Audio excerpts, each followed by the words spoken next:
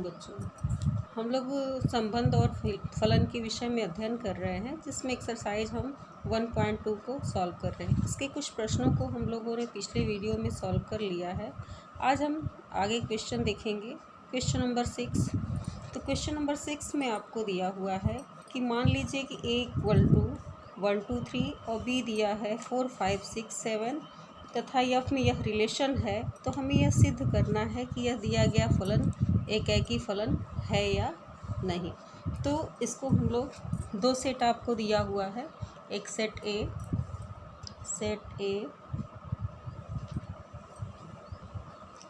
ए में एलिमेंट हैं 1 2 3 और एक सेट है बी,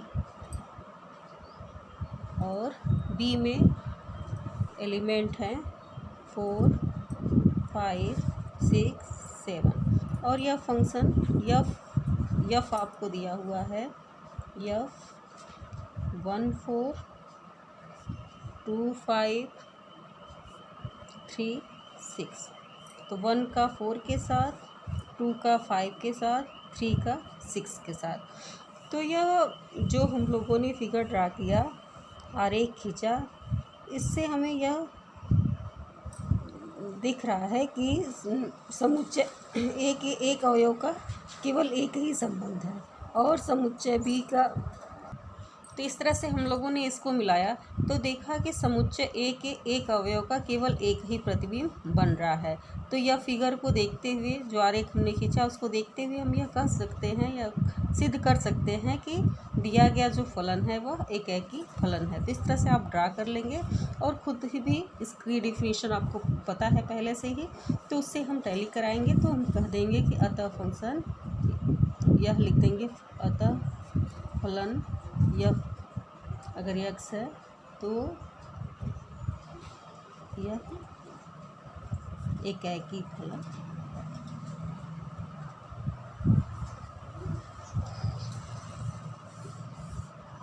यह फलन क्या है? एकाकी फलन है। और क्वेश्चन नंबर 7, इसके आंसर को हम लोग देखते हैं। तो आंसर 7 में आपको फंक्शन f(x) दिया हुआ है 3 - 4x और f such that r to r। f such that r to r में यह दिखाना है कि यह फलन एकाकी है कि आच्छादक है या एकाकी आच्छादक दोनों है। तो एकाकी फलन हमें दिखाने के लिए हमने पिछले क्लास में दिखाया था, पिछले वीडियो में दिखाया था। एकाकी फलन होने के लिए हम ले लेते हैं, मान लेते हैं, माना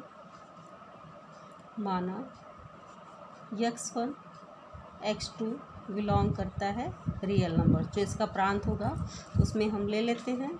और f ऑफ x1 बराबर f ऑफ x2 है। यदि f ऑफ x1 बराबर f ऑफ x2 है तो इसकी सहायता से हम यह प्रूफ करेंगे कि x1 अगर x2 के बराबर हो जाए तब यह एकाकी फलन होगा, 1-1 मैपिंग होगी। तो f ऑफ x आपको 3 - 4x दिया हुआ है, तो f ऑफ ये हो जाएगा 3 - 4x1 = 3 - 4x2। और इस तरह से इसको हम लोग सॉल्व करेंगे तो यह हमें प्राप्त हो जाएगा -4x1 = -4x2, -4 से कैंसिल हो जाएगा और ये हमें प्राप्त हो गया x1 = x2। अतः फंक्शन f ऑफ x एकाकी फलन है, एकाकी फलन है। और आच्छादक के लिए भी हमने आपको बताया है कि आच्छादक प्रूफ करेंगे। आच्छादक फलन, आच्छादक ऑनटू मैपिंग। तो इसके लिए हम जो दिया गया फंक्शन है मान लेंगे कि वो function f of x y के बराबर है और f ऑफ x आपको दिया है 3 - 4x = y। और यह मिल जाएगा आपको -4x = y - 3 और x मिल जाएगा आपको 3 - y/4। माइनस रहेगा तो माइनस से यहाँ हम लोगों ने कॉमन ले लिया, दोनों तरफ कैंसिल हो जाएगा। तो यह हमें यक्स प्राप्त हो गया।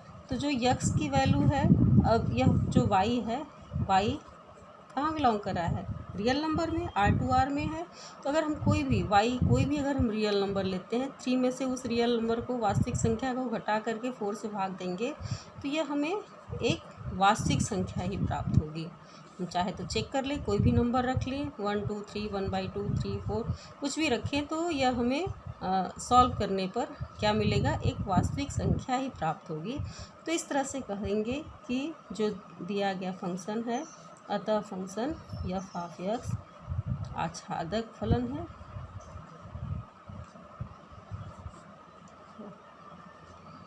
और यह जो है फंक्शन दिया गया function f(x) 3 - 4x f such that R2R में एकेकी आच्छादी फलन है, एकेकी आच्छादी फलन है। तो इस तरह से इसको हम लोग प्रूफ कर देंगे। इसी तरह से इसका नेक्स्ट क्वेश्चन है, क्वेश्चन नंबर 2। इसमें भी आपको एकेकी आच्छादक ही प्रूफ करना है। तो इस पर भी हम वही करेंगे कि आपको फंक्शन दिया हुआ है f(x) 1 + x² f such that R2R में। तो f सच दैट R2R में यह दिया हुआ है, तो इसको हम लोग प्रूफ करेंगे। तो इसको हम लोग इस तरह से सॉल्व करेंगे कि इसमें भी हम एकेकी फलन प्रूफ करना है, एकेकी फलन। तो एकेकी फलन के लिए 1-1 मैपिंग कंसीडर कर लेंगे। x1 और x2 बिलोंग करता है R में। तो यदि f(x1) बराबर f(x2) है, तो f(x1) की वैल्यू रखेंगे 1 + x1 का स्क्वायर इक्वल टू 1 + x2 का स्क्वायर, ये इससे कैंसिल हो जाएगा। और x1 का स्क्वायर इक्वल टू x2 का स्क्वायर, और यह मिल जाएगा हमें x1 इक्वल टू ±x2। क्यों? क्योंकि रियल जो है वास्तविक संख्या धनात्मक और ऋणात्मक दोनों होती हैं। तो इसका हम जब स्क्वायर हटाएंगे तो ये प्लस माइनस देगा। तो इसका मतलब हुआ कि किसी भी एक अवयव का 2 प्रतिबिंब है, एक प्लस भी हो रहा है, एक माइनस भी हो रहा है। तो एकेकी फलन के लिए क्या होना चाहिए कि एक अवयव का केवल एक ही प्रतिबिंब होना चाहिए, तब एकेकी फलन है। तो इसको कहेंगे क्या कि लिखेंगे कि अतः फंक्शन इसमें समुच्चय एक, अतः लिखेंगे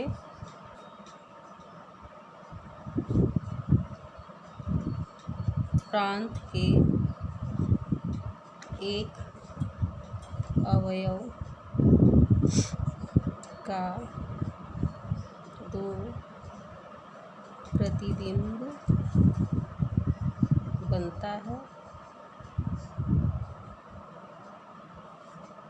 तो अतः यहाँ लिख देते हैं, अतः फंक्शन f(x) एकेकी फलन नहीं है, एकेकी फलन नहीं है। और आच्छादक के लिए, आच्छादक दूसरा हम लोग प्रूफ करेंगे आच्छादक है कि नहीं। तो आच्छादक के लिए हम मान लेंगे, माना f(x) इक्वल टू y, और यह है आपका 1 + x² इक्वल टू y, और यह x² इक्वल टू y - 1 और x √y - 1। तो यह मिल जाएगा। और यह हम लोगों ने देखा कि अगर यह कोई भी हम वास्तविक संख्या रखते हैं, तो कोई भी अगर वास्तविक संख्या रखते हैं तो ये आवश्यक नहीं है कि ये वास्तविक संख्या ही दे। यह आवश्यक नहीं है कि वास्तविक संख्या तो यह वास्तविक संख्या हो भी सकता है और नहीं भी हो सकता है। तो इस तरह से हम कहेंगे कि दिया गया जो फंक्शन है वह आच्छादक फलन नहीं है। क्यों? क्योंकि यह जो प्रतिबिंब बन रहा है यह वास्तविक संख्या में भी बन रहा है और उसके बाहर भी बन रहा है। तो इस तरह से कहेंगे, अतः फंक्शन f ऑफ x नहीं एकेकी फलन है,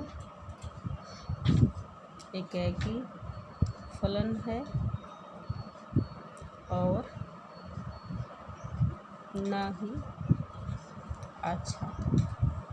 तो इस तरह से हम क्वेश्चन को सॉल्व करेंगे। अब हम आगे के प्रश्नों को देखते हैं। Next question, question number 8। Question number 8 में दिया हुआ है कि f such that a cross b tend to b cross a। इस प्रकार है कि f a b बराबर b a एक एकेकी आच्छादी फलन है, ऐसा हमें सिद्ध करना है। तो इसको हम इसका हम सलूशन इस तरह से करेंगे, f such that a cross b tend to b cross a। तो a क्रॉस b आपको दिया हुआ है कि f of a b equal to b a। तो एकेकी फलन होने के लिए एकेकी फलन 1-1 मैपिंग, इसके लिए हम ले लेते हैं। तो यहाँ माना यहाँ पर दो एलिमेंट लेंगे, a1 b1 और a2 b2 बिलोंग करता है a क्रॉस b में। इस तरह से लेंगे तो f of a1 b1 equal to f of a2 b2। यदि इसको ले लेते हैं तो a1 b1 b1 और a1 के बराबर हो जाएगा और ये b2 और a2 के। तो यह दो ऑर्डर पेयर हैं। तो हम ये जानते हैं कि पहला पहले के बराबर होगा और दूसरा, तो इसका कंपेयर कर लेंगे तुलना करने पर तो हम ये प्राप्त करेंगे कि b1 b2 के बराबर है और a1 a2 के बराबर। तो इस तरह से हम कह सकते हैं कि एक अवयव का एक ही प्रतिबिंब बन रहा है। तो अतः फंक्शन फलन f ऑफ x एकेकी फलन है, एकेकी फलन है। और यह भी कह सकते हैं दो एलिमेंट हैं, a1 का b1 के साथ और a2 का a का b के साथ और b का a के साथ। तो दो अवयव हैं, तो सभी अवयव का सह प्रांत के, इसको हम ऐसे भी कह सकते हैं कि सह प्रांत के सभी अवयव का संबंध प्रांत के किसी न किसी अवयव से है, प्रांत के किसी न किसी अवयव से है। तो अतः फलन f ऑफ x एकेकी आच्छादी फलन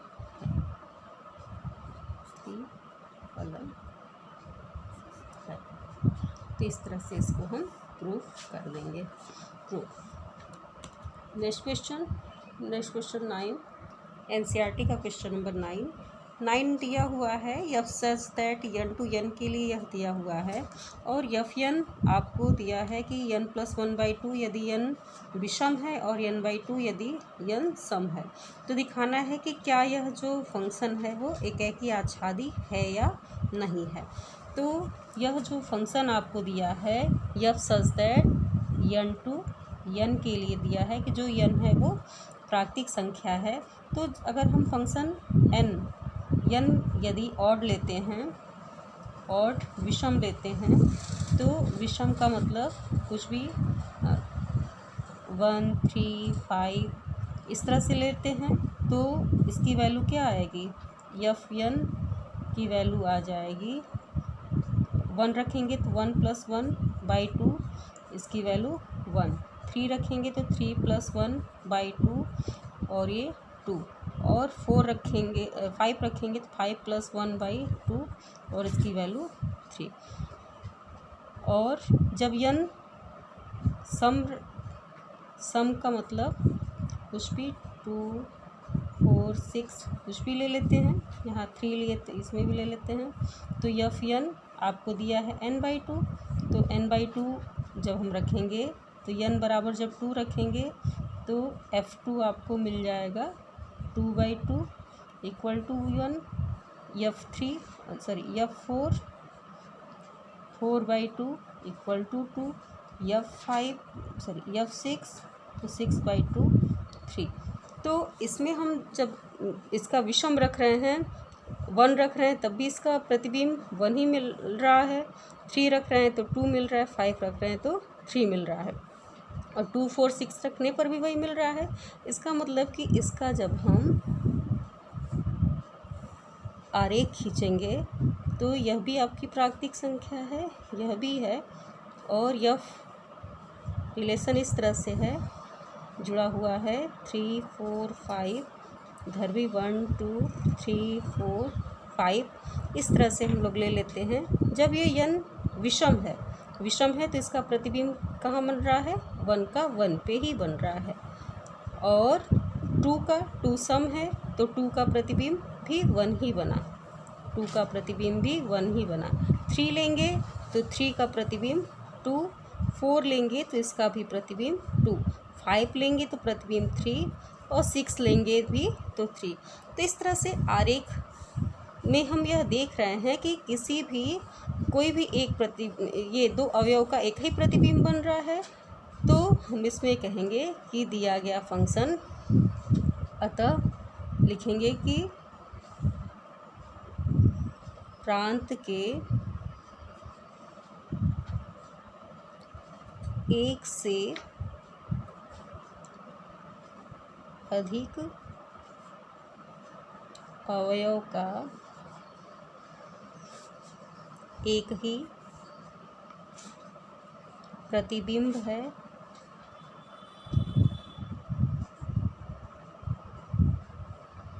अतः फलन